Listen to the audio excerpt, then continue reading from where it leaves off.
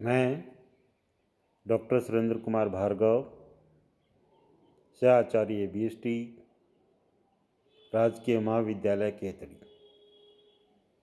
My dear students,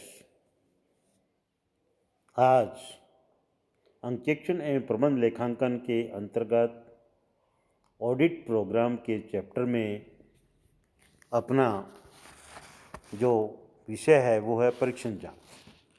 क्योंकि अंकेक्षण अपन ने पिछले वीडियो में अंकेक्षण कार्यप्रणाली के बारे में जाना था और उसके दो भाग थे।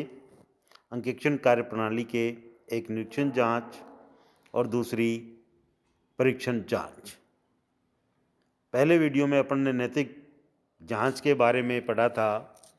नैतिक जांच क्या है, उसके उद्देश्य क्या है, नैतिक जांच के गुण क्या है ना, उसके हानियों से बचने के मार्ग के बारे में जाना था। आज अपन परीक्षण जांच पे चर्चा करेंगे।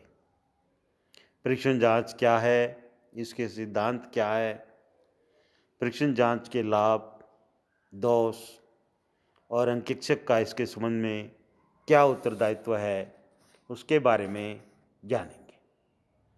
तो शुरू करते हैं अपन परीक्षण जांच। जब लेखा पुस्तकों में किए गए प्रत्येक व्यवहार के लेखे की जांच न करके कुछ चुने हुए व्यवहारों की जांच की जाती है तो उसे परीक्षण जांच, टेस्ट चेकिंग कहते हैं। आजकल अंकेक्षण प्रक्रिया बहुत कुछ परीक्षणों और नमूनों के आधार पर की जाती है।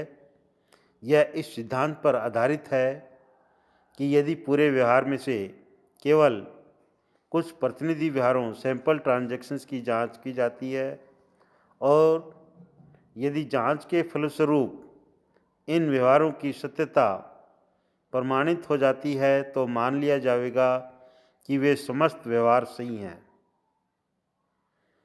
जिनके ये प्रतिनिधि हैं।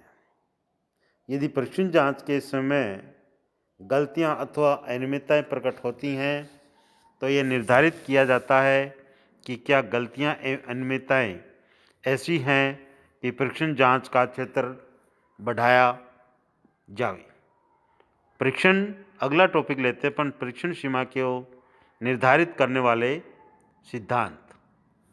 परीक्षण की सीमा अंकेक्षक द्वारा बहुत सावधानी से निर्धारित की जाती है। इसके संबंध में जो सिद्धांत हैं वो इस प्रकार है। पहला, मदों का महत्व। महत्वपूर्ण मदों की जांच विस्तृत की जानी चाहिए। मद की महत्ता की जांच करने के लिए कोई विशेष कसौटी नहीं है। इसके लिए उस मद की रकम और उसका कुल संपत्तियों से संबंध भी एक आधार हो सकता है। नंबर 2, कुछ खातों की सापेक्षिक जोखिम। कुछ खातों में अनियमितताओं की संभावना अधिक होती है, जैसे रोकड़, स्टॉक आदि। इनकी विस्तृत जांच करनी चाहिए। कुछ कम जोखिम वाले खातों की और कम ध्यान दिया जाता है, जैसे पूर्वदत्त खर्चे, प्रीपेड एक्सपेंसेस। नंबर 3, आंतरिक नियंत्रण। व्यवसाय में अपनाए गए समस्त नियंत्रण विशेष तौर पर आर्थिक व्यवहारों एवं उनके लेखे के संबंध में होते हैं। यदि ये संतोषजनक हैं तो जांच अधिक विस्तृत नहीं होगी और यदि ऐसे नियंत्रण नहीं हैं अथवा असंतोषजनक है तो जांच विस्तृत करनी होगी। नंबर 4, व्यवसाय का आकार। यदि व्यवसाय बहुत बड़ा है और उसमें व्यवहार भी बहुत अधिक होता है तो परीक्षण जांच पर अधिक निर्भर रहना पड़ेगा, क्योंकि समस्त व्यवहारों के प्रत्येक पहलू की जांच में बड़ी मुश्किल होगी। 5वां है संदिग्ध व्यवहार। यदि कुछ ऐसे व्यवहार हुए नजर आते हैं जिन पर अनियमितताओं का संदेह है तो उनकी जांच विस्तृत की जाएगी। नंबर 6, प्रमाणकों की विश्वसनीयता। यदि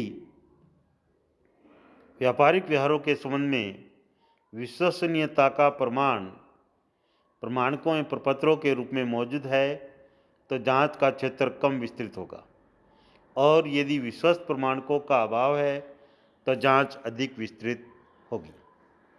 नंबर 7, जांच का उद्देश्य। यदि अंकेक्षक को यह ज्ञात है कि उसकी रिपोर्ट का किसी कार्य विशेष के लिए प्रयोग किया जाएगा, जैसा व्यवसाय को बेचने के लिए, तो उसे उन व्यवहारों की अधिक सावधानी से जांच करनी चाहिए जहां इस संबंध में प्रबंधकों द्वारा गड़बड़ी की जा सकती है। 8वां, प्रबंधकों की ख्याति। यदि व्यवसाय के प्रबंधक अपनी सच्चाई, ईमानदारी, कर्मठता के लिए प्रसिद्ध है तो अंकेक्षक को जांच अधिक विस्तृत नहीं करनी होगी, और यदि अंकेक्षक प्रबंधकों की गड़बड़ियों या घोटालों के संबंध में पहले से ही सुन चुका है तो उसे सावधानी से अधिक विस्तृत जांच करनी होगी। नंबर 9, पूर्व अनुभव।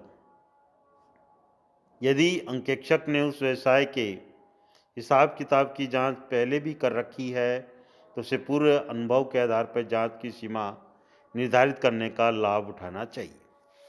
नंबर 10, नमूने का प्रतिनिधि होना। परीक्षण जांच के लिए जो मदें चुनी जाएं वे पूरे व्यवसाय की प्रतिनिधि होनी चाहिए। यदि एक व्यवसाय में जांच प्रतिवर्ष करनी पड़ती है तो अंकेक्षक को नमूने चुनने का तरीका प्रतिवर्ष बदलते रहना चाहिए ताकि नियोक्ता को यह ज्ञात न हो इसके कि इस वर्ष कौन कौन से व्यवहारों के नमूने के रूप में चुना जाएगा। नंबर 11, संस्था की नियमावली। यदि संस्था पर लागू होने वाले नियमों के अंतर्गत कुछ विशेष मदों की विस्तृत जांच होना आवश्यक है तो अंकेक्षक को उन नियमों के अनुसार कार्य करना चाहिए। और लास्ट पॉइंट आता है अपना 12, प्रत्येक कर्मचारी के काम की जांच। परीक्षण योजना इस प्रकार बनाई जानी चाहिए कि व्यवसाय के आर्थिक व्यवहारों को लिखने वाले समस्त कर्मचारियों द्वारा किए गए कार्य की जांच हो सके। अगला टॉपिक है अपना परीक्षण जांच के लाभ। समय की बचत। परीक्षण जांच में समस्त व्यवहारों की जांच न होकर कुछ नमूनों की जांच होती है, अतः जांच कार्य शीघ्र समाप्त हो जाता है। नंबर 2, सही परिणाम। परीक्षण जांच के द्वारा परिणाम भी प्राय सही मिलते हैं। यह सिद्धांत पर आधारित है कि यदि व्यवहारों का नमूना सही है तो समस्त व्यवहार भी सही होंगे। नंबर 3, शक्ति का अन्यत्र उपयोग। परीक्षण जांच द्वारा अंकेक्षक की बहुत सी शक्ति बच जाती है जिसका वह अन्यत्र उपयोग कर सकता है। नंबर 4, बड़े व्यवसाय में भी अंकेक्षण कार्य की शीघ्र समाप्ति। ऐसे व्यवसायों में जहां लाखों व्यवहार प्रतिवर्ष होते हैं वहां भी परीक्षण जांच द्वारा अंकेक्षण कार्य शीघ्र समाप्त किया जा सकता है। नंबर 5, आंतरिक निरीक्षण प्रणाली का महत्व बढ़ जाना। परीक्षण जांच वहाँ ही सफल हो सकती है जहाँ संतोषप्रद आंतरिक निरीक्षण प्रणाली कार्य कर रही है, अतः अंकेक्षक की आंतरिक नियंत्रण प्रणाली में प्रत्यक्ष रुचि होगी और वह उसमें सुधार के लिए अच्छे सुझाव भी देगा। फिर लास्ट से पहले का टॉपिक है जांच के दोष। तो पहला है त्रुटियों एवं कपटों का छिपा रह जाना। परीक्षण जांच के अंतर्गत सभी व्यवहारों की जांच न की जाकर केवल उनके कुछ हिस्सों की जांच की जाती है, अतः जो हिस्सा जांच के बिना छूट जाता है उसकी त्रुटियां एवं कपट छिपे रह जाते हैं। नंबर 2, जांच का विश्वस्त न होना।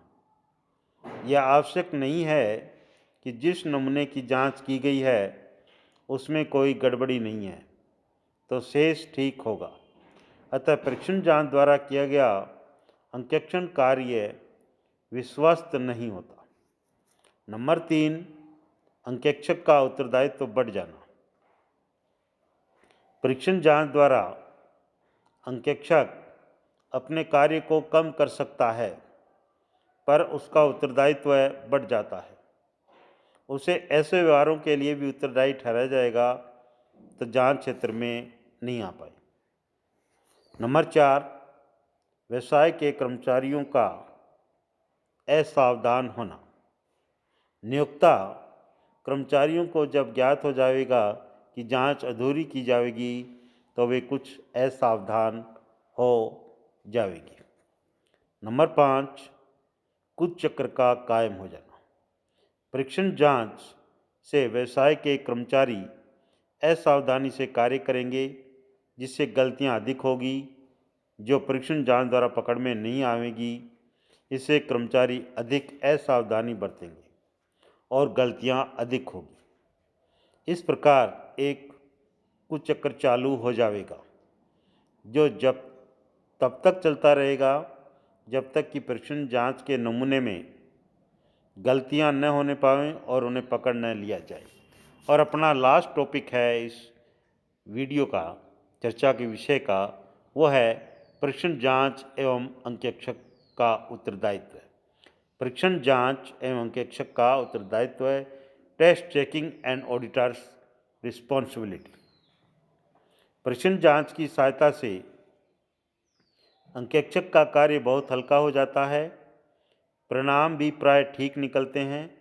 लेकिन परीक्षण जांच अपनाते समय अंकेक्षक को अत्यंत सावधान रहना चाहिए।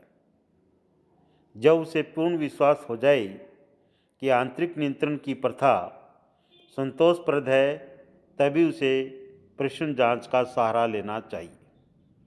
परीक्षण जांच की सीमा निर्धारित करते समय उसे परीक्षण जांच की सीमा से संबंधित सिद्धांतों का पालन करना चाहिए। जिस नमूने की जांच की जा रही है उसमें कुछ अनियमितताएं पकड़ में आ जाती हैं तो अंकेक्षक को अपने जांच क्षेत्र का विस्तार कर देना चाहिए। अंकेक्षक को यह ध्यान रखना चाहिए कि उसका उत्तरदायित्व केवल उन्हीं व्यवहारों की जांच के संबंध में नहीं है जिसके उसने नमूने के रूप में चुना है। उसका उत्तरदायित्व समस्त व्यवहारों के संबंध में है। परीक्षण जांच के द्वारा वह पूरे कार्य के संबंध में अपने उत्तरदायित्व से मुक्त नहीं हो सकता। परीक्षण जांच उसके कार्य को कम कर सकती है, लेकिन दायित्व को नहीं। आज ये अपनी विषय चर्चा का विषय था परीक्षण जांच, जो पूर्ण हुआ। ठीक है, थैंक्स।